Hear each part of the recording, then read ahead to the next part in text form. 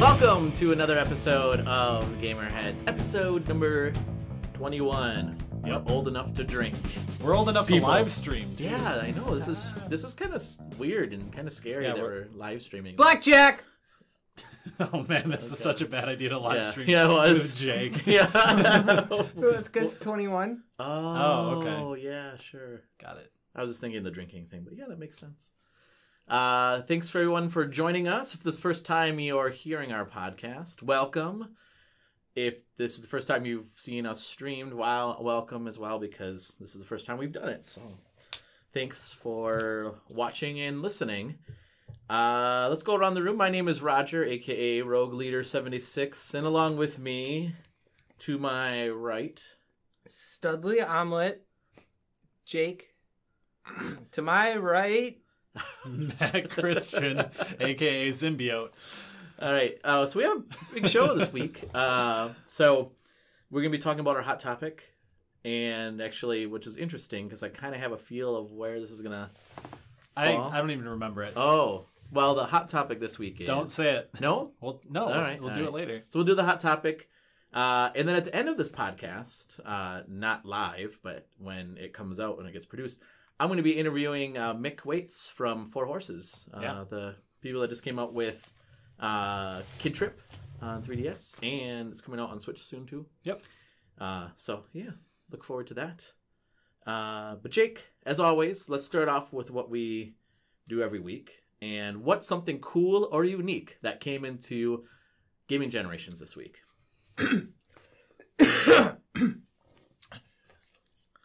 I'm going to have to cut that out, I guess.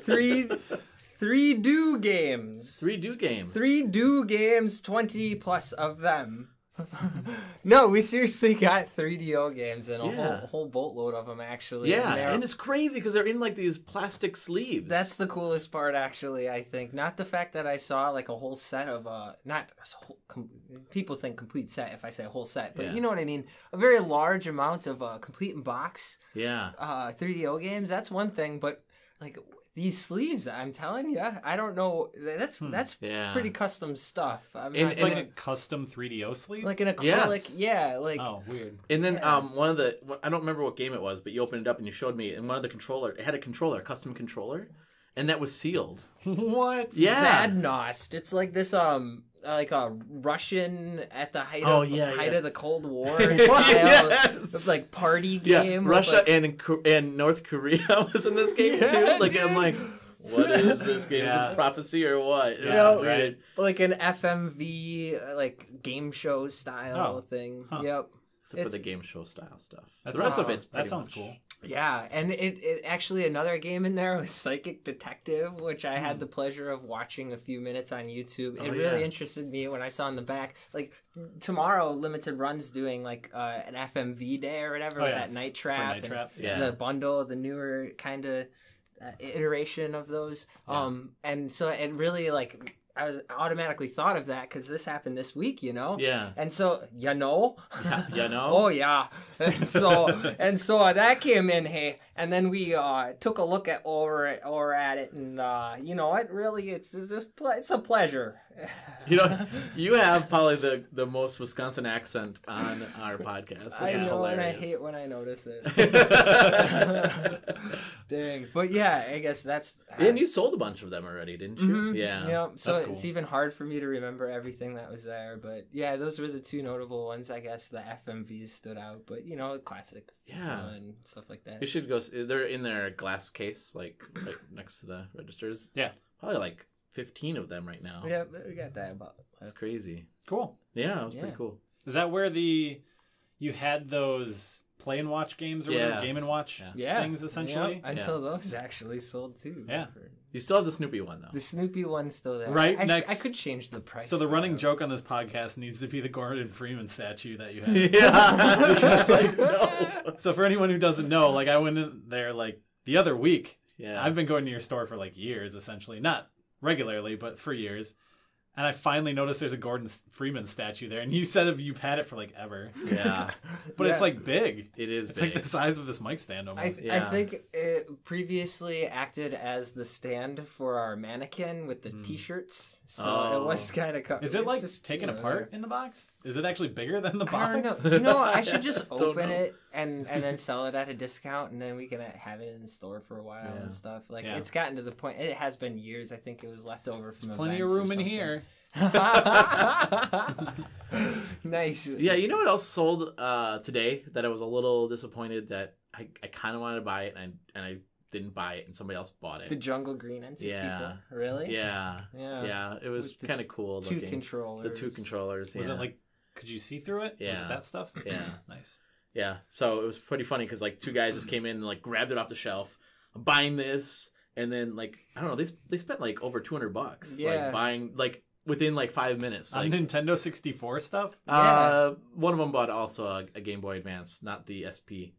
He bought the other Game Boy Advance. Yeah, because then they were asking for a Game Boy Advance player because it was on our website. That's right. And I was like, I didn't even know that existed. I thought there was a Super Game Boy which played just regular Game Boy games. I didn't know there was an Advance player. I think I remember that. Yeah. So that's pretty cool. Yeah. So... Yeah, I was like, oh, I kind of wanted to buy that, but so I that's waited something too long, cool and unique that left gaming generations. And you know what else is cool and unique that left gaming generations that I finally picked up? Skyward Sword. Oh, the 25th anniversary. You could have just borrowed mine. Oh, I know, but this you didn't have to give Jake money for it. You know, do you know how much I got it for? Yes, I do. $20. Oh my gosh. They took the liberty of like taking anything that we had more than 3 of and putting it on clearance. And I was like, that just because we got 5 traded in a week, it doesn't mean like we can't sell them. So your clearance rack was just like all Call of Duties and then like, Assassin's Creeds, and then all of a sudden just a Skyward Sword. That really is. It kind of was the case. I was at their Nintendo that's section. Cool, I guess. I was in the Nintendo Wii section, and I was like, oh, yep, there's Skyward Sword, $40. And I was just about to leave, and I turned at I'm like, oh, look at the clearance. Yeah. What? Like, literally half off. I'm buying this. Yeah. I had to tell him, like, I really, like, that's cool. You went out of your way and, like, did a task and whatever, but dang. Yeah. But then you did your task too well. And then I said, and not only that, it was the 25th anniversary one, so it came with the orchestra CD, too. Shut up! I'm going to get in trouble, I swear. This is ridiculous. And then I said to him on the way out, I'm like, Jake, I finally got this game I wanted for a long time for $20. He's like, what? Yeah, I didn't.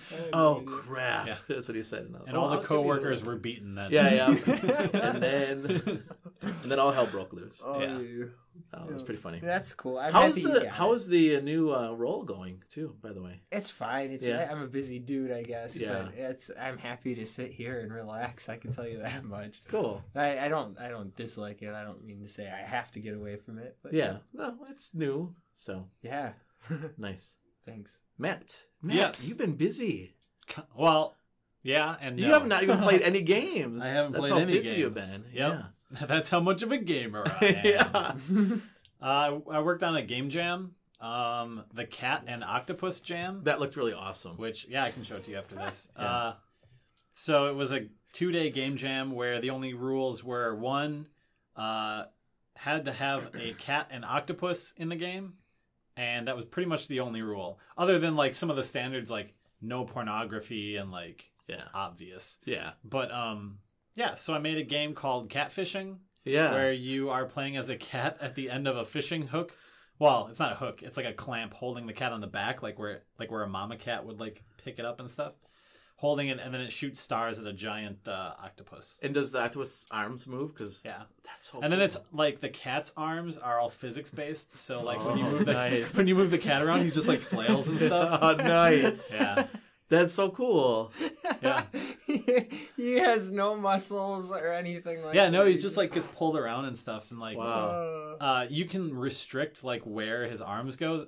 And, like, I didn't at first, so you'd pull him back and his arms would just, like, go all the way around looping, and it just looks super gross. Wow. Yeah. That's... Because I did that with his head, too. Oh, really? Yeah.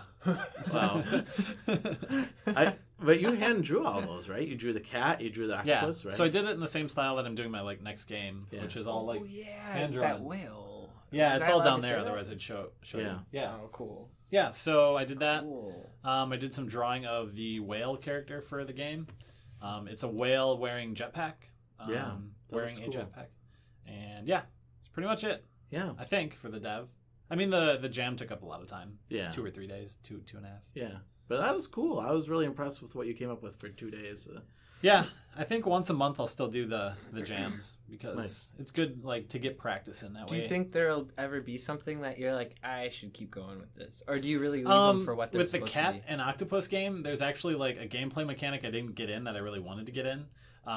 Since the cat is at the end of like a line, when you move him, he just moves the whole line and the cat with him, right? So like it's just like normal movement and stuff. Sure. Yeah. What I wanted it was the cat was at the end of the line and you kind of moved the tip of the line, so when you like flick it forward, the cat would kind of like flick up and forward, and then like he'd be pivoting on and the with end the of the line. delay. Nice. Yeah. Yeah. And then when you shot, your shots wouldn't go straight, they'd like arc. Oh, So okay. to hit the octopus, you'd have to like flip the cat forward Oh, and arc cool. the thing rather than just shooting straight. Because right now you just like aim at it and you just hit the space bar like a bunch of times and it just shoots. There's a lot cool, more right like here. skill and timing and stuff if you were like swinging him. So, Nice. but Wait. yeah, maybe sometime. Cool. Probably be one. I'll probably just like make Minecraft and I'll be like, "Pff, I just want to keep going on this probably. Yeah, it looked really good. I retweeted all your. So Yeah, you can come out to thanks. GamerHeads podcast or GamerHeads PC, actually, our Twitter account, and see all your. Yep. Or you can go to yours too. And I think, did I put out the vlog before the last podcast? When was it? I think so. I think so. But just again, I'm doing game dev vlogs. So if you go to YouTube, look up Subject Matter Games. I have a monthly vlog. So Yeah, Yeah. it's cool. So we're probably gonna be light on the news this week because of the fact that we have the interview at the end of this podcast. So it's not too long. But let's go into the GamerHeads news flash. It's gonna be weird because I'm gonna clap. now it made it even weirder because you said you were going to clap. I know. It's a live show. Yeah. So actually, like to just like jump on that, we can post this on our YouTube eventually. So once this is done, Yeah. this podcast will be in audio form and I would guess video form if we Yeah. can figure that out. if So we can figure it out, yeah. if you're not a YouTube follower of ours, just look up GamerHeads podcast, I Yep, guess. GamerHeads podcast. So our audio ones are out there already. Yep. And then we'll put this one out there too. Yeah. So cool. We'll continue to release the audio ones out there just in case this doesn't go up. So. Yeah. So one thing I want to talk about was the release of Hellblade. Yeah. And we talked a little bit about this. So the game has an interesting mechanic, the permadeath mechanic. And Matt, why don't you go into that a little bit? Well, so And then the other piece. the you told me about. permadeath thing I think is false. Oh, really? So people freaked out that it was a real thing and then kind of backtracked on it. Oh. Okay. Because I think the devs said it was a thing and then people tested it and realized it wasn't. So I'll explain it after Yeah. this, but it wasn't happening. And then everyone was like, oh, the dev just kind of lied to us. So that was kind of like what? a real strange thing. Oh, So crazy. I'm going to explain this based on the idea that like this is not in the game officially, right? Yeah. Maybe after this, someone comes out and says, "Oh, it actually is a thing." So who knows at this point? Because none of us have played it. Right. But so the game supposedly, when you die, has like this rot thing that starts engulfing Senua. I think is the name of the main character. So it starts on her hand, and it's like this black, like not goop, but like she's decaying kind of. Okay. And each time you die, it slowly like creeps up her body and stuff. Yeah. And if it covers her, supposedly at the point it would cover her, that would be like, not only is this game over every time you're dying and this is happening, but this would be like full game over and it would delete your save file and force you to restart from the beginning of the game. So it's a permadeath that's based on like the number of times you die. I was gonna say, like, it's a kind of extravagant way of basically saying you have this many lives until you're dead forever. Yeah. Yeah, and at the Well, but then it deletes. Unless- not only that, but deletes your save. Unless also like the points of death that was the idea. mattered, so like you decay more if. that'd be man. terrible. Yeah. Ah. Wow. And then And then it starts eating away at your hard drive on your PlayStation. So yeah, the kind of joke and meme that was going around Twitter was like, man, I can't believe if you die in the new Uncharted, it reformats your C drive. Like, just ridiculous things. That's hilarious. But then something else happened with the release, right? Yeah, and we might talk about it more in a future podcast for a hot topic, possibly. Yeah, because we were planning on discussing reviewing stuff in the future. Yeah, but so again, I mentioned that in a previous podcast that I listen and watch Jim Sterling on YouTube, who's an independent game critic, used to work at Destructoid, I think. So he published his review the morning all these reviews came out. I think it was this last Wednesday or Tuesday or something like that. I think Tuesday. Yeah. And he posted it, 1 a.m. or something like that. And I woke up, and I usually wake up and watch YouTube, so I saw there was a video from him at 4 a.m. or something. And it was about kind of like a little bit of a retraction. And essentially, the thing that happened is he was reviewing the game and got to a point where a very rare, although he's not the only one who's gotten this at this point, a rare bug happened where he was in a point where it auto-saved him into a spot where he couldn't go forward and he couldn't go back. So he had to restart the game. And at that point, before that, he was planning on giving the game about a 7 or an 8. And when that happened, he dropped his review score to a 1 and posted it. So it came it's a out, broken game. Yeah. So it came out as a 1 out of 10 because he hit a broken spot and, in my opinion, didn't want to restart it, Yeah. But like I said, he did kind of retract that. Talk to Metacritic because Metacritic had posted a 1 out of 10, which is severely. I mean, is he so his score goes into Metacritic? Oh yeah. Score? Oh, I didn't know that. Wow. So he had to contact Metacritic and be like, hey, I pulled a bad, because he kind of had a knee-jerk response to this thing. It is like a bad thing, but he said in his video, if he gives it a 1 out of 10, he's rating it on the same level as some of these games we've talked about. The good old Revenge or whatever, that biker game you made me play back in the day. Yeah. Like, think a 1 out of 10 is like that or lower. Yeah. Yeah. So and that game truly is broken. Yeah.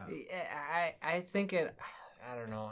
Maybe I'm not allowed to have an opinion in this case. Nope, you're not. I feel as if that takes away from both the credibility of him as a writer and the credibility of the position that he's in. Yeah, it does. I think you realize that somewhat. Yeah, but I mean, in taking back what he said, he should almost stuck by his word. And well, but then what? I mean, then people say you gave it a 1. Really, it's on the same par as. Then he owns it up. I don't know. I just think it's weird. I mean, I know anybody can say something wrong and then retract their story or not everybody. I'm in most cases in the not media everybody. Or whatever. Seems like Twitter's. But don't you think that's kind of the world that we live in right now? That social media, Twitter, Facebook, things like that. People are just without thinking, they go right out. But that's the thing. He's a professional critic. There's a lot of professional people. That's what he does say for a things living. That they shouldn't on Twitter. No, but you can't if you're the president of a company. Isn't that basically what this guy is? Doesn't he own his own enterprise? Well, his own brand. Yeah. How can he get away with it? It just bothers me. I don't know. I mean, if he wants to post whatever he wants, he can. I agree. And if he, if he wants to retract it, he can also. I think the thing that's a little weird to me is for him to own up to it and be like, yeah, I had a knee-jerk response. This probably isn't the best idea. I retracted everything and I'm putting out possibly a better score. Well, better than a 1, right? Yeah. Then seeing a bunch of people and stuff on Twitter go, I applaud you for doing such a thing. You realized your mistake. And it's yeah. And then people would, obviously criticize him in his own video. He'd be like, I messed up. And then they'd be like, you messed up, which is redundant and stupid. Yeah. But then he got mad at them for doing that. And it's there's some back and forth on both sides here that seem kind of weird to me. Yeah. But I admitted it. Yeah, well then why are you mad at me for saying it's true? What? Yeah. So it's a strange thing. But like I said, in the future we talked about possibly doing a review hot topic thing. Only in gaming, man. Only in gaming. I swear, limited runs catching flack right now. I won't go into the details or whatever, but you don't think stuff like this forums. happens in movie critic reviews? I was thinking about that, but what critic goes into a movie and is this movie's broke? Well, like, that's true. Well, unless the plot's broken. it would be like if a movie reviewer went in to watch a movie and the reel melted halfway through the movie and then they based their review on that. Yeah. Because you can put in another reel of the same movie, but start it from the beginning and rewatch it and then grade it. You know what I'm saying? Yeah, but don't you think? I mean, this has to happen where a reviewer goes to see like a movie or a play or something like that, and based on what happened to them earlier in the day, let's say they get into like traffic jams and stuff. So they're in a really bad mood. They go see this movie and they're like, "This is a terrible movie," and they write this bad review. And then like 2 weeks later, they watch it again. Like, that wasn't so bad. Why? Yeah. Why?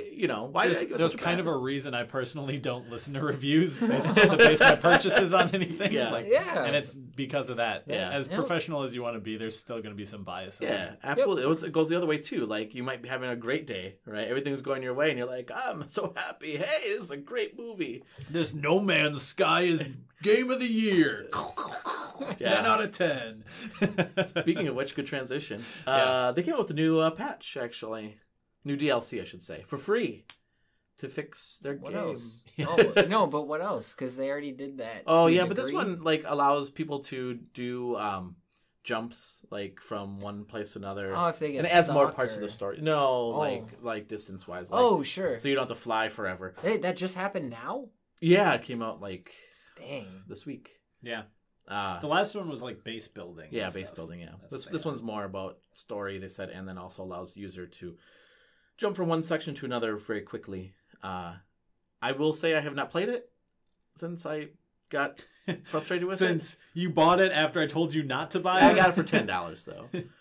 Still. But you know what game I did buy, and I will talk more about it. I did buy Elite Dangerous, and that's the game I wanted No Man's Sky to be. Okay. And then one last thing I'll quickly touch upon is that Super Nintendo Classic, the SNES Classic, is going to be available for pre-order at the end of the month. Oh. Yeah. Actually, what? Yeah. Like Nintendo confirmed it, but I don't know if they gave a date. No, they didn't. I just said at the end of the month. Yeah. Okay. That's actually good for me to know, because once they're allocated, they really are. That's why I was so stunned that Walmart put out those pre-orders, but then Yeah. I guess that makes sense, because they can't But you fulfill didn't get them. any of the NES classics. And the first batch we did get like 5 You did? or whatever, but then we couldn't get it like ever. Oh, 'cause it even never when came. everybody else, but even other people got it. Like Walmart would get it. I know, Target but you would get didn't. it. You didn't No, actually. But you had them on order, but they never came to your store. exactly. Ah, I see. Well, we ordered, way more. I mean, basically, there was no guarantee for anything, so we just Yeah. put our names down You for did get as a- many as possible. 2DS XL. Yeah, one, and we It's had still to. sitting there. Since we only got one, we had to pay for shipping, so it cost us more than what we sell it for. Like, thanks, Nintendo. Yep. Nice. Well, that's all that I had for the news. Let's take a break here, and then when we come back, we'll jump into our hot topic.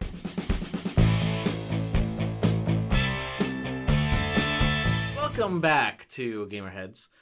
This week's topic is actually something that Matt and I talked about. That I don't remember. That you don't remember. And this week's topic is how the the yearly release of AAA games makes the gaming industry better. Yeah. How do they make it better? Yeah. Jake. Yeah, Jake. I thought you guys talked about it. We just talked about how I thought you guys. we just talked about how your clearance rack is full of Call of Duties and Assassin's Creeds and Maddens and Yearly Why are the- releases of the same game over and over and over now again. Jake, tell us why those are good.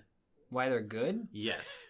He's not going to Oh, tell you man. why they're good. This is why I picked this topic. What a challenge! Do I have to, or So can first I of all, say you my knew this personal topic. I opinion? stopped by you and told you this topic. Kind of ish, Yeah, you know. I It's told you. it's. You I have think your whole answer on that little No. sheet of paper. No. All right. Why are they good? Yeah, why? How does it help the gaming industry?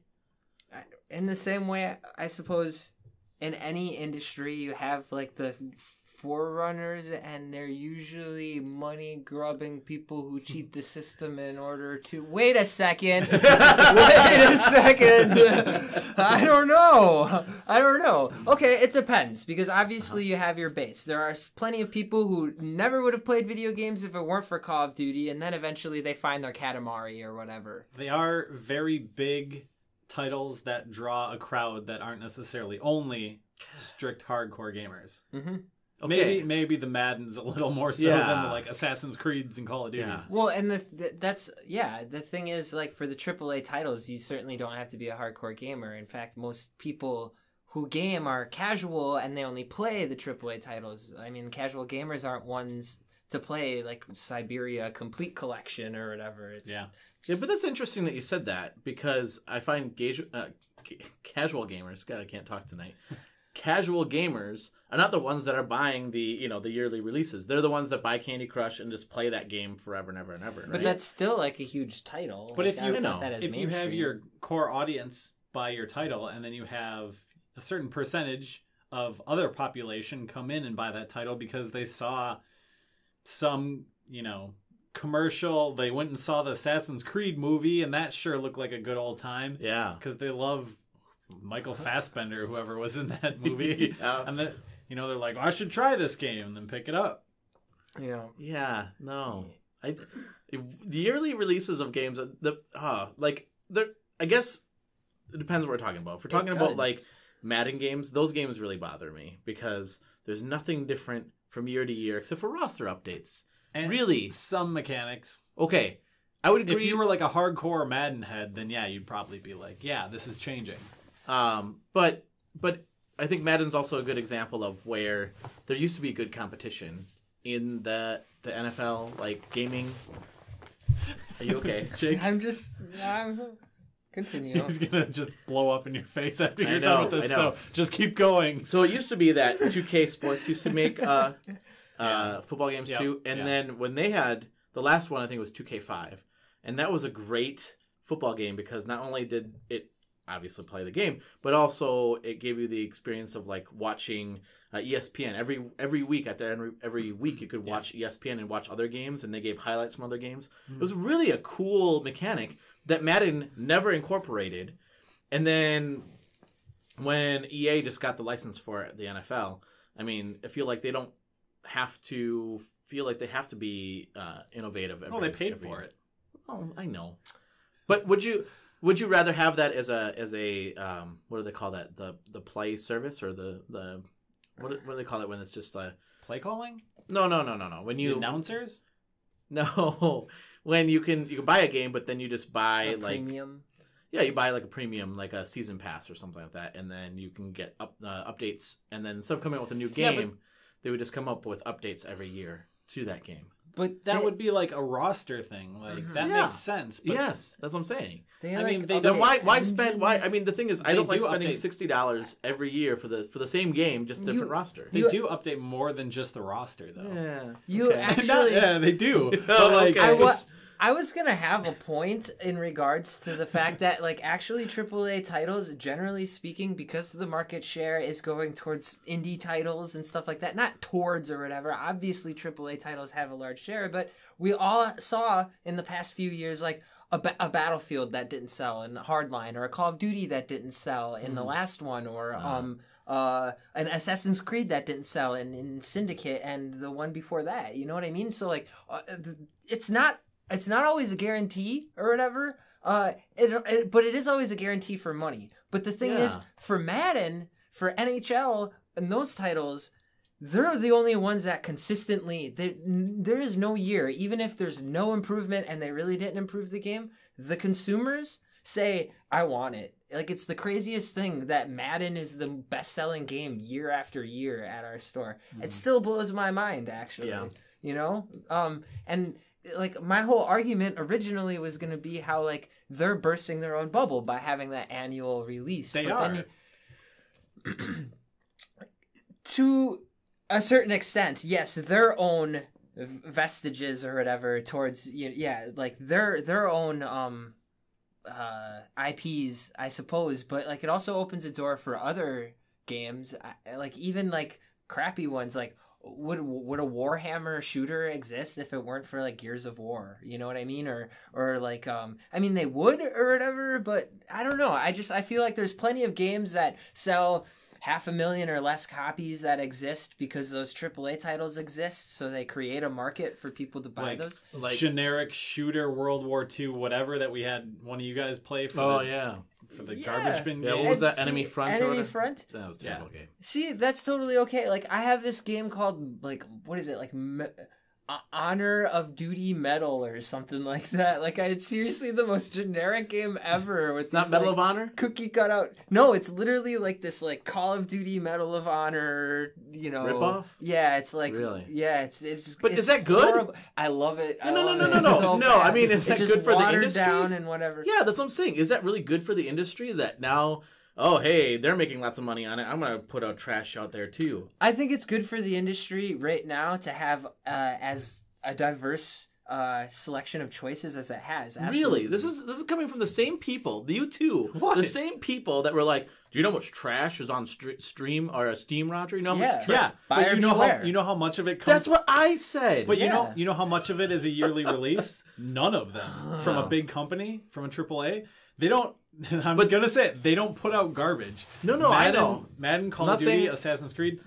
Assassin's Creed, like what it was. Yeah, that one or whatever. They had to update pretty hard. They're not like garbage games, though. Yep. You know? And that's the thing. Like, they always produce something of quality. Okay, I'll say it's quality games, but it bothers me that I have to spend $60 every year if I want to get the new roster. And you don't have to. That's the darn thing of it. The people do, and that's why it exists, man.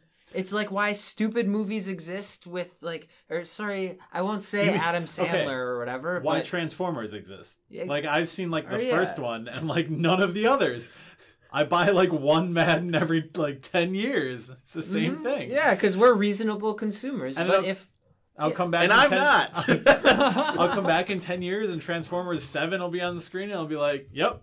Well, like, same thing. I basically it comes down to this. When a customer asks me why is it this, I say because that's what people pay for it. And that's my answer to this. Like, whoa, are AAA titles good for the industry? Like, whoa. So no, yearly. I'm not saying that AAA. No, I'm going to change the question. No, you're Straw not. Man.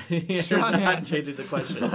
Yearly releases of IPs. Is that really a good for the industry? When it's overkill, they notice it and then they take a step back. Yeah, they do. With Assassin's Creed, maybe. And Call of not Call of Duty. Not Call of Duty. What was it? Battlefield. They did take a year and a half after Hardline, which was a year Call and a half. Call of Duty. They just added another dev to the cycle to make it a 3-year development time for each game.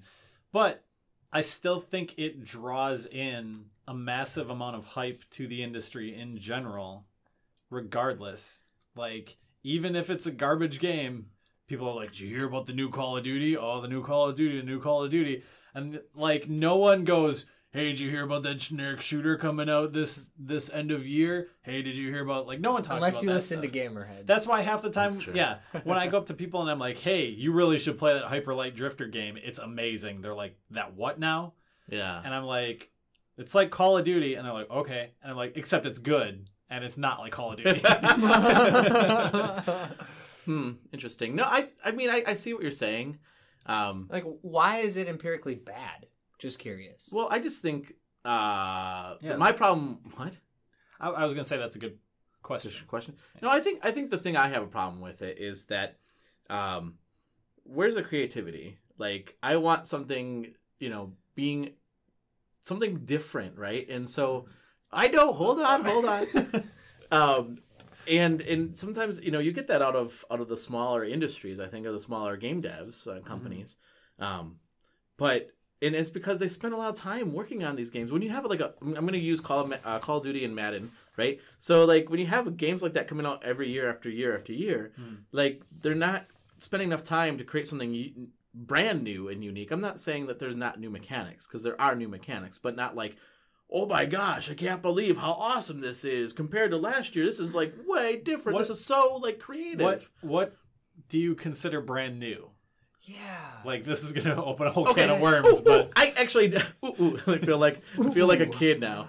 No, actually, So I'm gonna go with what I said with the 2K5, right? So one of the things that I really want out of the Madden games is I want the experience where I feel like I'm actually like inside like the whole. They tried that, the helmet cam. No, not the helmet cam. I'm talking about like the presentation, right? So like when Madden first came out on not first came out, but when Madden first came out on the PlayStation, like they would have like actual videos of like the announcers and stuff like that, and they would come back to them after every game and they give like highlights. So I'm like, this is really cool. And they kind of, I mean, I know that they still have the announcers and they're trying to update, like they actually had in the last Madden game for PlayStation 4 and Xbox One, they had the announcers go in and record things during the season so they can incorporate them into the game throughout the game, which is cool. But I want to have like this whole full experience of like, I'm actually a team in this whole season and there's other games going on around me. And I want like that, the 2K5 game was just so well done with that. And that was, you know, again, 2005. And I feel like we haven't even come close to that. And it's just the same thing every year. Nothing creative like that. So I think what you're thinking of like creative is like you can't compare that to like a fictional game, right? Because Call of Duty every year can be like, hey, Kevin Spacey's taking over the world from his moon base on the moon, and he blasted off to Mars. Go hunt him down and kill him. And Madden team's like, well, shit, I don't know. Peyton Manning is here. I don't know. Like it's based on real people. I know. I'm not saying that. There's only so much they can do there. They can do more of the experience of like I feel like I'm actually in like a season. Like I'm actually like. But they do that every year. They change that. If you compare, they do. You know what they do? You know what they do every year? They have like the tweets of like real people with fake. Skip Bayless. Yes, exactly. But they also have like they have the same garbage. No, they have new commentator things and new announcer parts and and they change that up. They still have their cycle. They'll change up physics. Or that's really creative. You're asking you're like, hey, last year's Phil Nance wasn't Phil Nance enough. Make him more Nancy this year. No, have you played any of the 2K basketball games? Like you play those games and they talk about like the game that happened before. They talk. I mean, like that. Like they actually yes, literally because they have perfected the gameplay so much that the best thing they can do is continually improve that side of things. I know, whereas but that's Madden, my point. But no, Madden, I'm telling you, dude, if you compare even 3 years ago, like if you want to talk about like a regular developer cycle or whatever, if you look at a Madden from 3 years ago at any spectrum, from 2005 to 2002 or 2008 to 2005 or whatever the case might be, you're going to notice an actual difference in graphics, in a contact.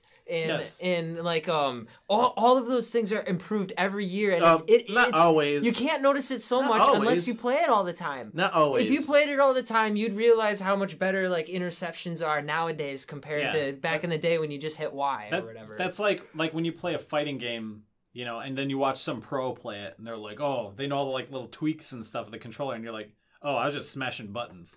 Like, if I was just smashing buttons and I play a different game, a different Tekken game, like if Tekken 8 came out today and I just bought 7, I'd be like, ooh, pretty. I'm going to smash these buttons. That's what they played off of. But since basketball, like, no offense to it or whatever, I'm just saying, like, it is kind of repetitive. So once they got, like, the dynamic ball control down and those kinds of things, like even facial animations and actual movements of the players, they captured all of it. Like, what else do you have left? Worry about game. That's what I'm saying with like fictional stuff. They're not gonna just like throw a jetpack on someone like Call of Duty. No, but Call of Duty just tossed in jetpacks. Okay, they are guilty. I will agree with you, Roger. They are guilty there. But but one thing that like I'll go with the 2K games, the basketball games, right? Is one thing that they did try was creating this like my career. So you create this character. I hated it.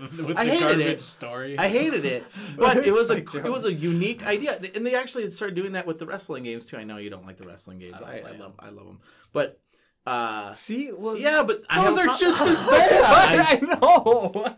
Hold on, I'm not happy with it. I don't want to have to buy a brand new game every year. But what I would want their entrance music. No, $60. Hold on, I don't want to spend. That's my problem. I don't want to spend $60 on it. I want to be able to buy like a yearly pass every year for like half the cost, and then they give me updates. Like there's season passes, but it's only good. They'll do that when people refuse to spend $60 I know. every year. I know. Yeah, but then they'll stop doing the gameplay updates because they're not going to update gameplay for an old game. Yeah. In the way that they do between Maddens. Like That's a good point. a good example is like one of the Maddens recently. I think the like big thing, because if you look at when a Madden is announced and talked about, there's always like one core thing they talk about. We're really revamping this, and usually what happens is like one year they're like, we're going to really revamp quarterbacks and passing and stuff, and then the next year is like, we're going to revamp defense, and then the next year is like special teams, and then they kind of like start going over it again. And one of the years was like, we revolutionized kicking, and it was just like they just changed a little slider thing on it. But like, yeah, that's their changing, is their tweaking is just like I get that, but yeah, okay, no, I get it. I see what you're saying. yeah. I also agree that like it doesn't need to come out every year. Yeah. But And if people want it, they're not going to stop. And that's the thing of it. It's like I can't even and note that I haven't even really argued that it's good, just that it's not bad. I don't think it's necessarily bad, but I do think that smaller studios, which I think, obviously have to work harder to try to make it into the industry. Mm-hmm. Like a lot of times they're kind of just a flash in the pan because they don't come up with a yearly game because it takes them so long to come up with a game and new games. Well, I mean, Naughty Dog and them don't come out with a game every year. Yeah, that's true. They've got like what, 2 teams kind of working on games. Yeah, in their group. Yeah. I mean, even Red Dead, for how huge they are, I mean, they have so many different development groups. But did I say Red Dead? Yeah, I meant Rockstar. Yeah. Oh, okay. I did. No, say you Rockstar. said Red Dead, but I know you meant Rockstar. Oh yeah, jeez, yeah. But still, for how they have, San Diego and Vancouver, whatever, like all those places. Same with Ubisoft too. But Ubisoft does release a lot of titles. They do. I mean, Rockstar. Assassin's Creed. Isn't that them? Even that's every year. And but then the Far Cry. Raymans and Far Cries and But so they're really busy. Far Cry is a little closer to the like every Naughty years, Dog thing, right? Mm-hmm. Yeah. And those are individual teams working on it though, but then you have like your really AAA titles. Like you can't say it's like that, cuz we're talking, I guess, going back to Rockstar, Grand Theft Auto or Red Dead Redemption. Like those are titles where like you can't be like, "Whoa, these great games that sell 10 million copies." Or like they're pretty good for gaming, I'd say. So we said what's good about releasing every year. What's bad about not just indies, but AAA is releasing every 5 years, let's say. Every 5 years? Yeah, let's say what's the problem with Grand Theft Auto coming out every 5 years? Why shouldn't it? Why shouldn't it? It's a funny thing that you say that, though. Did you know that this last month, Grand Theft Auto 5 was on the top of the charts? Well, to be fair, they keep coming out with new content. That game is getting like massive amounts of content still. See, like, that's what I'm crazy. talking about. Like, how cool is that, right? Now, yeah, but you can also like fly a jet and jump out of it and then like swan dive to the ground and land in a pool and be like, I'm okay. Plus, in football, you can throw a ball. Plus, people bought it 3 different times. They bought it That's on true. their PC, and then they bought it on their old console, and then now they were the like, new "We're consoles, never gonna make it on the new console." Yeah. I literally remember them saying And that. it's got those microtransactions in it. If you want to buy the coin to get stuff in it, you can do that. Yeah. Yep. So yeah. So I think the problem if they don't have AAA games. Oh, were you gonna say I was just more? going to say, to be fair, Madden also has card packs that you can buy. Yeah. So that's also microtransactions. So. Yeah. Well, same with the baseball game that I bought. So, that's a game that I haven't bought a baseball game in a long time. See, the And I problem is heard- you buy them every year, and then No, you're I like, don't. oh, last year was so much better. Brock Lesnar No. looks way more jacked. He's so Wrestling swole. reference. Yeah. His pecs don't look as good this year. Yeah. No, 2 out of 10. Well, actually, Retraction. The wrestling Actually game is said actually, that's not a good example because I end up buying one every year. I'm like, ooh, that sounds really cool. So maybe that is a bad The example. pectoral, Yeah, but pectoral physics on his finishing move are off. Yeah. Yeah, but you're thinking about buying a Switch too, Roger. Oh, what? I am. Anyway. Woody Woodpecker over here. Okay, anyway. So if games if they don't have AAA games releasing every year or if they release every 5 years, then I think people are going to say, why should I even buy this console anymore, right? Because it doesn't have any games on it. I mean, that was so let's just say like you bought a PlayStation, right?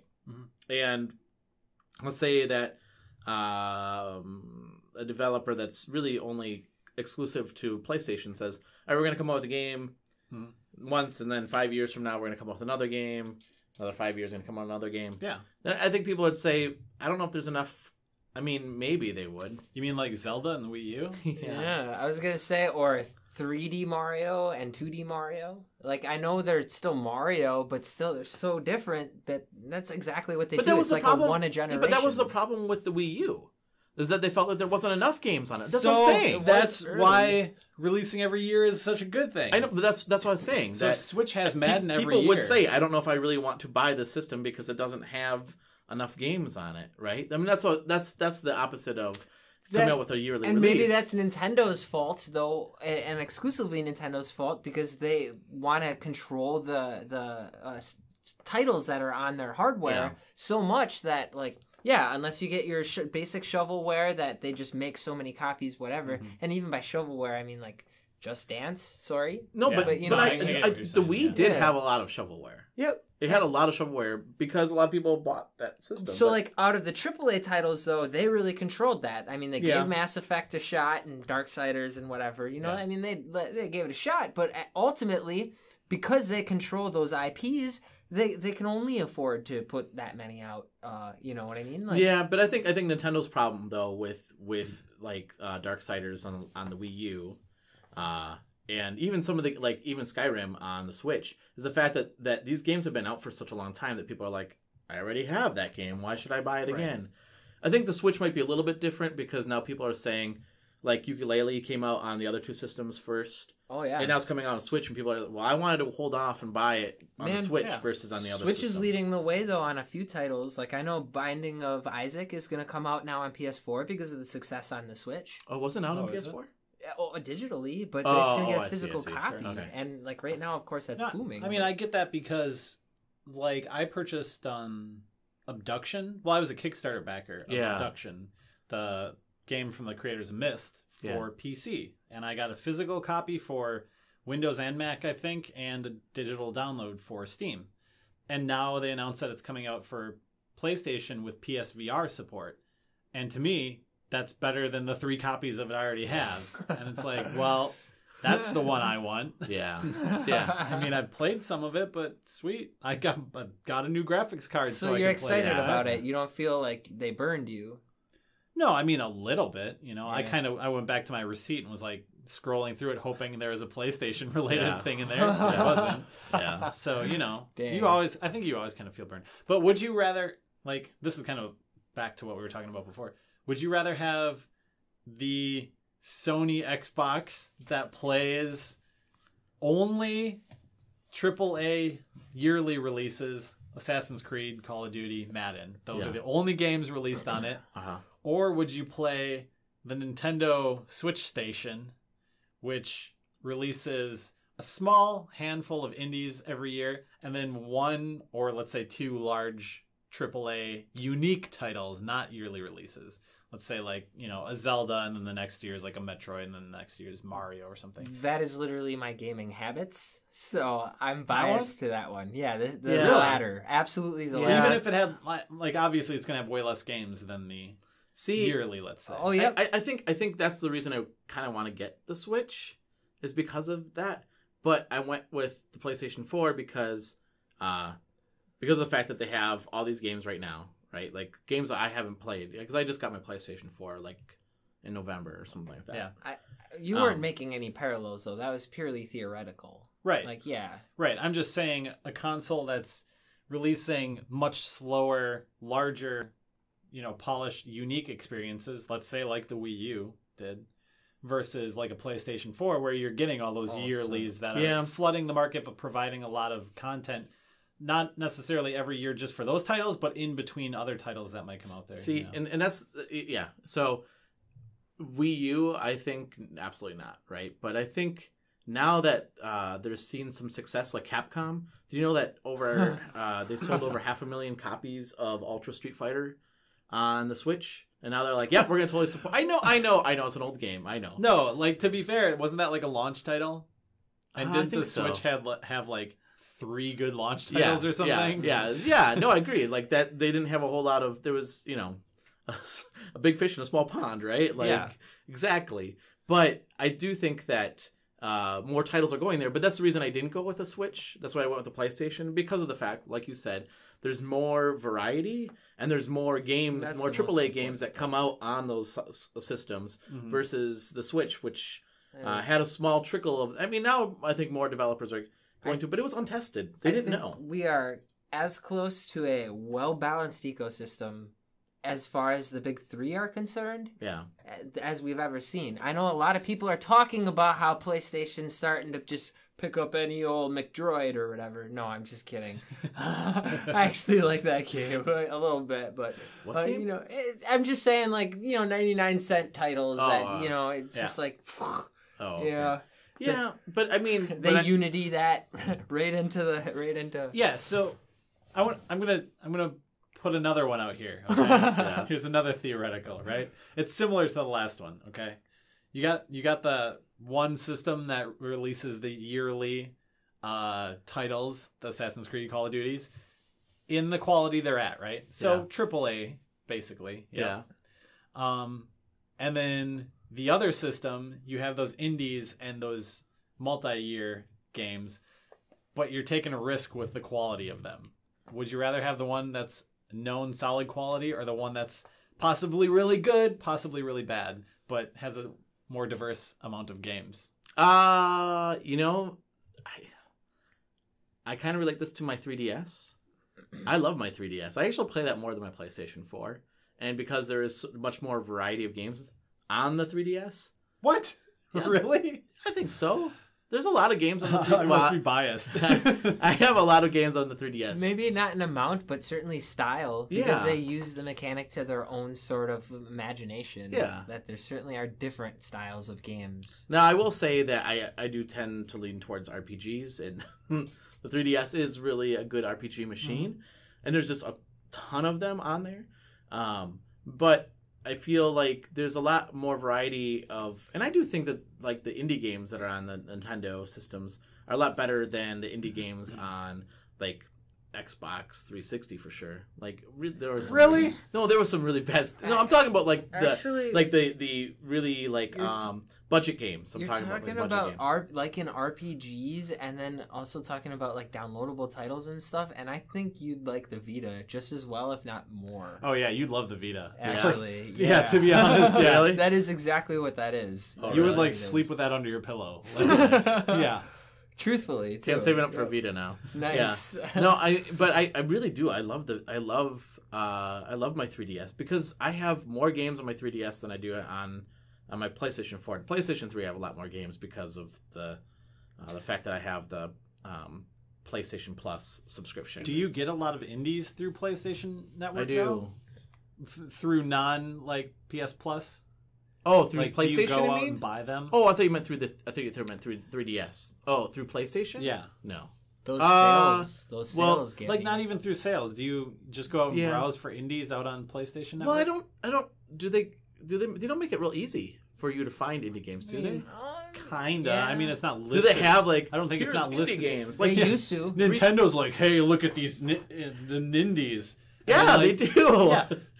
Yeah. Now there's so many. It used to be a lot easier in that sense, but then when it's like indie, 694 titles. There's so much out there now. See, that's the thing I think with that I noticed between like the PlayStation Network and the Nintendo Network, like from a 3DS perspective, is that like they have the same percentages of okay to garbage games, because if you look on the 3DS, there's some really weird stuff out there that's like someone built this in like Unity and just pushed this out there. Like what, the Ice Zombie Z? Yeah, some of those these really strange like just push them out to get a game out there kind of thing. Yeah, like that same percentage is there, but the amount of games I feel is much larger on PlayStation Network than the 3DS Network. And I don't know why. Maybe it's just their store is terrible. But if you go on the 3DS store, you only get like 4 or 5 like pages of games. Yeah. On PlayStation, you can sit there for like hours and hours, and it just keeps going. Yeah. But like I said, it's going to have a higher amount of crap games because the percentage is similar, but there's a larger catalog. Yeah. And Jake's right. The only time that I have bought really truly indie games is when they're on sale. I'm like, oh, and I had to have heard of it too. I'm Like pretty guilty. Blue too. Rider. Like, well, now the sales are so frequent, though, it's hard for me to pull the trigger when it's $14.99 or $29.99. But they have been doing a lot more when of that. What do they call them? Like indie bundles, where they'll do like Firewatch and some other game mixed in together. No doubt. Yeah, Absolutely. I this is a side topic, but I think if I didn't like kind of follow like devs and stuff like that, I probably wouldn't pull the trigger on most games like that. Most games in general, but yeah, because when I see Campo Santos, you gotta give it to him though. I mean, yeah, like if I see a game and it looks like pretty, the graphics are okay, gameplay looks decent from what I've seen. I don't like to spoil a game, so I don't watch too much coverage about it. Yeah. And the concept seems good, then I'll pick it up because. And if it's a developer like either I know or I played a game or I heard something about, I'll be like, oh, full price? Yeah, here, I'll give them money because I know they're going to get a cut of that, and it's going to be a bigger cut than if, it's on sale for 99 cents versus $14.99. Yeah. More choices are always good as long as it isn't too saturated with crap. And I think as of right now, it's not too saturated with crap. You don't think so? I don't think, again, the big three, if we're talking about consoles, compare that to like Steam, I think we're in a safe zone. Definitely. Yeah, that's true. Because I don't really actually do any PC gaming at all. Yeah. And I can imagine Steam is just plastered with garbage. Oh, yeah. It's either it's awesome or good luck. Yeah. PlayStation is getting there. Well, that's the thing. I think it's becoming harder and harder for quality indie developers to get their names out there. When you have, we talked about this. Yeah. When the early release or that topic we talked about a couple weeks ago. Yeah. Where you might have a game out there and then it's like it's just a flash in a pan, right? Yep. And for like a second and then it's gone. Like, well, that could have been a cool game, but nobody knows about it because of the fact that just literally hundreds more games came out in like the next day, in like 24 hours. I love the guys, and I literally have every single one of their titles, but we're ready to like title number 40 something for limited run, and they've been around for like 2 years. Mm-hmm. Yeah.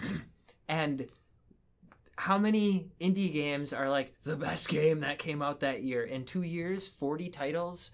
There's probably some stuff out of that doesn't deserve to have that like eternal physical release. So I think that they're doing it both digitally and now even physically. Yeah. Where you're right, maybe it is becoming a little oversaturated.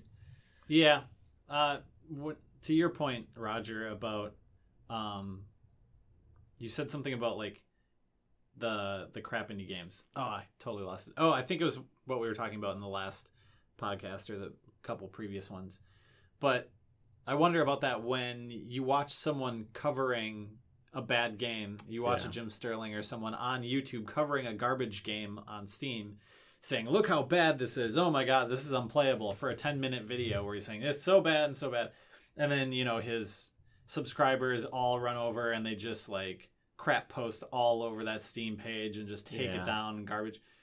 Like, what if you spent 10 minutes on like a great game versus spending it on this garbage game and sent that traffic positively towards I've always thought indie, that about the most popular, which kind of runs over that limited run thing, where limited run might be just pushing out game after game after game and like being like, oh, this is a great release, and like maybe there should be one that's pulled in that deserves a physical release because it was such a good game versus one getting a physical release just, I don't know, for some other reason. I don't know what makes them pick their It really games. did start, I mean, we're talking Oddworld and Zeo Drifter comes to mind. Of course, Saturday Morning RPG because they made it. But, like really good. Even Octodad because of how unique it was. Like, it was like, basically the pinnacle of, like, Goat Simulator, but with the story. Yeah. I don't know. Like, so, like, they did kind of have a knack for that. Dear Esther was one that I feel like should have had a physical release. So, like, without ranting on too long, like, I do feel like they had the right idea, but again, contracts, this or that, whatever the case might be, like, they totally got in over their heads where even in the physical realm, they're making it hard to follow that. Yeah. I don't know.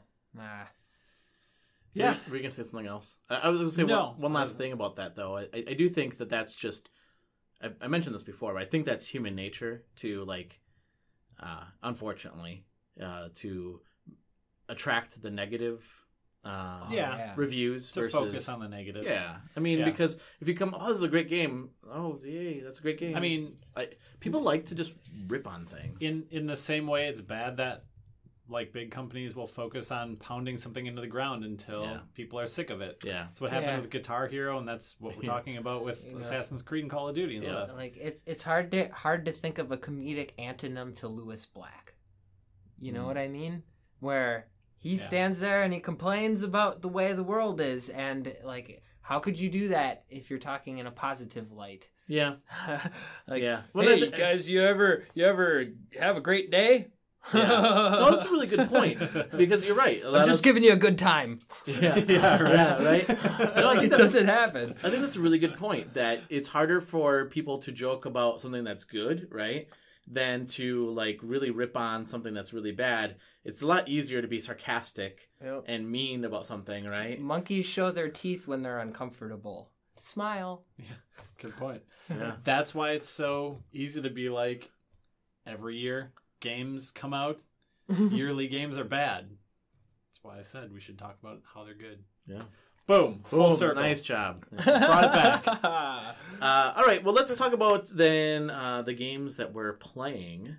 Cool. I'm going to start with you, Jake. I had like a mini short list. I can just remember them because I'm doing... I brought up Katamari because I played that on PS3 again. Yeah. Oh, it's so good to go back to that. Plus, I don't have all the cousins, so there's still like I haven't platinumed yet. But never played one of those games. I've always wanted to. Just a tank control, like just go and roll crap up and think about the philosophy behind it. Nice. I love it. Oh, Katamari. I'll have to play that game. Yep. And actually, I'll leave it at that. Other stuff is pretty monotonous. Of course. This was actually kind of fun the other night. You were streaming. I said, you should stream onto our YouTube channel. Mm-hmm. So he jumped on and was streaming. And I was watching. It was really weird because usually it's you watching me play games. Yeah. This time I was watching him play.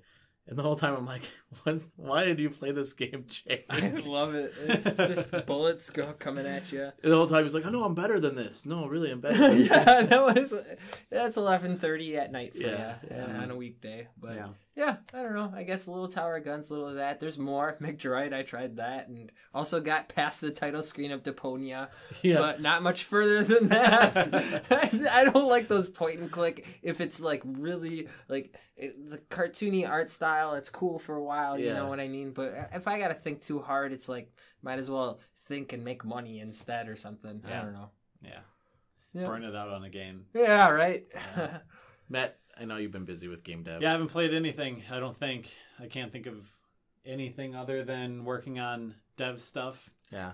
That's awesome. My good excuse. Let's say my it's non-gaming thing. I'll just mention it quick. I did get my first subscription box. Yeah. This last week. You know, like a monthly, like a Loot Crate, but it's for books, so it's not gaming related at all. Yeah. So I got that. That's kind of cool. Yeah, you're becoming cultured like Jake. Yeah. I don't even read. So yeah, I'm doing a lot of reading in my spare time outside of game dev because, like, if you follow, okay, this is really nerdy. Hideo Kojima, the guy who made Metal Gear Solid and stuff. Yeah. He's really big into movies, somewhat books, but really movies. He always wanted to be a director and stuff. Yeah. So he always kind of gave me the inspiration that you can take other forms of media to inspire your game dev and stuff like that. Nice. So I'm using like books to kind of do that. Yeah, that's cool. Sweet. Yeah. Nice. Horror books. Scary.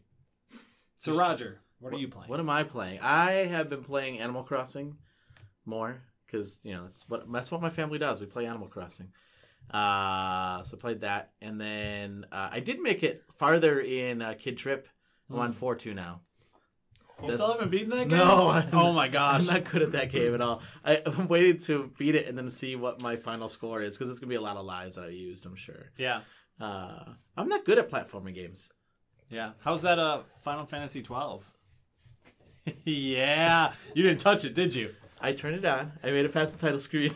I don't think we talked about this on the podcast, but we went to Jake's store the other week. Yeah. And he had 2 copies of Final Fantasy 12, whatever, remastered, Zodiac Age. Yeah. And one was like the regular copy and one was like the special edition copy. And they were pretty much the same price. They were the same price, yeah. Yeah.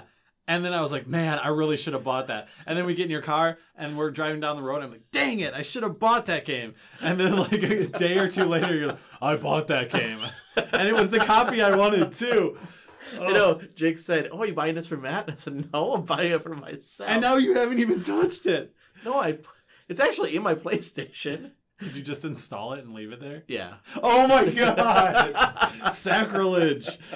Oh my gosh! I have been playing Elite Dangerous, which Okay. is. Do you know anything about that game? No, it's a space game. That's all I know. It's a space game. What's kind of fun about it is, it's actually a pretty high learning curve. Mm-hmm. So you're in a ship and then you fly to. The universe is huge in that game. Like there's so much. And so I just made it to a PlayStation. I made it to a space station and docked my ship, which actually took me a while to figure out, but got it. And then you can pick up different missions. So you can it's just open world. It's a sandbox game, space game. So you can like take people, passengers. They I want to be chartered over here and do this, or I can do cargo. And then it'll tell you like there's different factions in the game. So if you do certain things, you'll get higher factions with different groups or in the game, different factions in the game. And one of the passengers was like, he may be wanted. Like, oh, well, that's interesting, He may be wanted. Yeah. So when you then there's also like some of the cargoes, like you may be at risk of being attacked by pirates if you take this cargo. Do you know anything in this game? Or is it always maybe? Well, I mean, because part of it is because the universe is so vast that you might not run into anybody, but you might run into. Like I actually run into a couple ships, but there's people I've been watching. Even the gameplay is a maybe. Yeah, maybe If you press the stick, maybe your character will move. Yeah. It's a random dice throw every time you do anything. Yeah. Press Every X and button. he just doesn't jump. Yeah. You're like, Button. you failed your button check. Yeah. That'd be a great game, by the way. Yeah. Game jam game. Yeah. So meta. But the one thing that people have been complaining about this game is, well, some people complain about it, is like, well, there's no real story to it. There's no plot to it. Yeah. And a lot of it is you kind of make up your own story to it. Oh, you mean like Madden? Nothing like Madden. Yes, you make up storylines in Madden. You do. I mean, to be honest, like you listen to people. Sorry to bring this back to the hot topic, but you listen to people who like watch sports because I'm not a big sports guy. Yeah. And they're like, there's arcs in the season. Like Yeah, it's like a comic book or something. There's like a big arc and like, Yeah. man, Yeah. stories in sports. Side note on that. When I first met you, I thought you were a huge sports fan because you have a Jay Cutler. You had a Jay Cutler sweat. Do you know he doesn't play for the Bears anymore? Yeah. Okay. So, also, for anyone who doesn't know, my closet is filled with jerseys of people who aren't on that team anymore. I have an Urlacher Bears jersey. He's retired. Yeah. I have a LeBron Miami jersey. He's in Cleveland now. These are At all least now. Yeah, these are all at the time of Yeah, recording this, yeah. obviously. Cutler Bears jersey. He's in Miami. Yeah. And a Monty Ball Wisconsin Badgers jersey, which after he graduated ended up in some legal trouble. Yeah. There. Well, he played for the Broncos. Yeah, I mean, for a while. he's stuck on the Badgers team until he moved on. So, Yeah. yeah. Oh, But yeah, no one in my jersey selection plays for that team anymore. So did you just dropped out of sports fandom or what? No, I've never been a sports fan. Yeah. So ever. just like awkward Christmas gifts. No, see, like Yeah. How do you get like a Jay Cutler jersey? Aren't those So- expensive? Yeah. no, that one wasn't. I mean, that's Because it like, was Jay Cutler. That's why.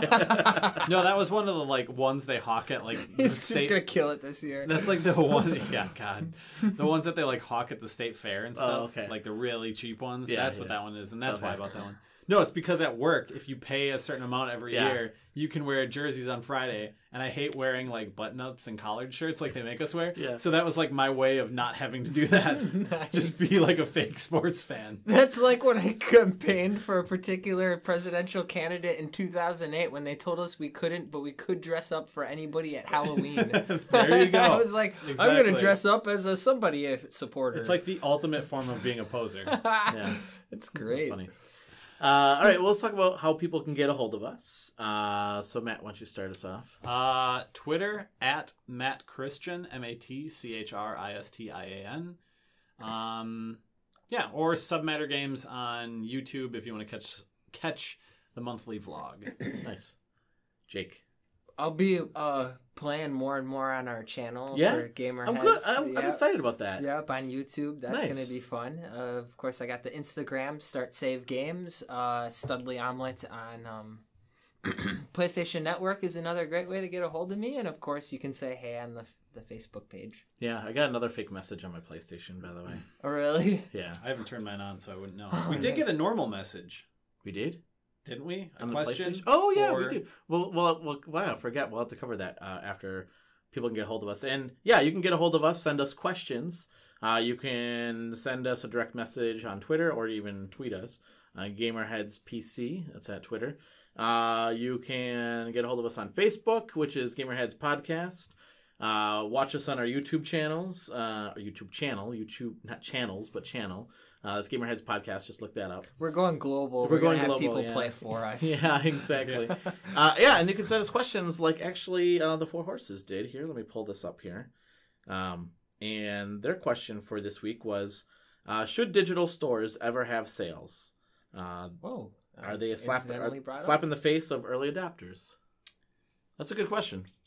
Early adopters? Yeah, like, so for instance, I buy the game at $15. And then, a month or two goes by, and then it's on sale for $6. Oh, okay. To come at that from a similar but slightly different angle, I've considered that as a developer who knows that Steam Early Access is a possibility. Yeah. Putting a game out under Steam Early Access, let's say for $5, and then as more content is built in the game, because, again, Early Access game is being developed as you own it. Right. Bringing that amount up as you add more content. So the early adapters would get it at a cheaper cost. Yes. Yep. Huh. And then, later on, sales will bring it down. Sure. So I was going to say, I think there's a sort of checks and balances to that where, and I guess he's talking just digitally, right? Correct. Okay. So that does change things a little bit. But even, again, thinking from the console side of things, I do feel like oftentimes there are certain perks to signing up early. For example, a premium edition of a game where you'll get all of the content later for a cheaper value, or a beta, early access. Mm-hmm. I feel like there's the checks and balances where certain things are built in to people who pre-order. Heck, 20% off if you get a physical copy, and I know I'm going back to that, but again, there always seems to be some sort of incentive for people, be it comes with the soundtrack or whatever. Sure. And then eventually there's an edition that's just straight up vanilla. I think for me, I think it's Mass Effect Andromeda has been on sale a few times in the PlayStation Network. And if you look at that versus the gold edition or whatever they call it, it's $2 or $3 more for that edition. Far Cry is the same way. Like Far Cry, the standard game when it's on sale is maybe $20, and then the full edition is $23, and you're the only difference is at launch it was $20 more, and the only difference is you get some in-game stuff. This isn't talking about Game of the Year edition where you get all the DLC and stuff. This is just your launch day bonuses. Right. Yeah. In that sense, I definitely would wait personally, but and that's I guess what I was getting at before with the whole Madden thing was exactly like that. Maybe someday we can get into this kind of DLC based thing, but for the most part people are willing to pay full price for a game that's eventually going to be $6. Literally in less than 365 days that game's going to go from $60 to $6, and they still buy it for $60.